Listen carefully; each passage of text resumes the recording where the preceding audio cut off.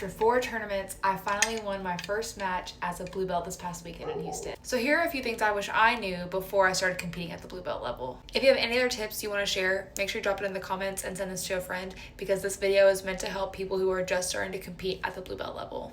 Right off the cuff, I was not prepared for the skill level change at the beginning of a match and that intensity. As a white belt, you're typically kind of like waiting. People don't typically pull or take down really fast. At my blue belt tournaments, they happened a lot faster.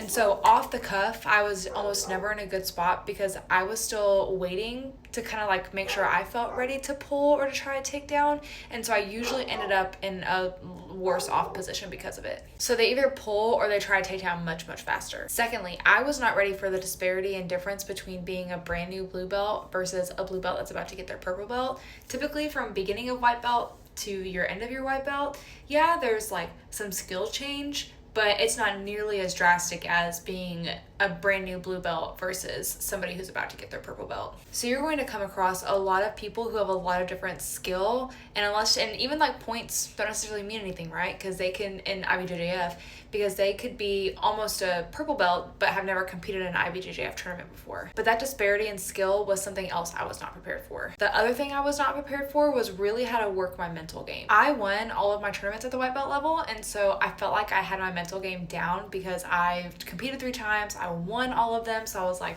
heck yeah, I know what I'm doing. But then you get to this higher intensity with people who know way more than you, more than likely, especially as a brand new blue belt, that you really have to know what your mental game is and how you prep for those matches and those tournaments.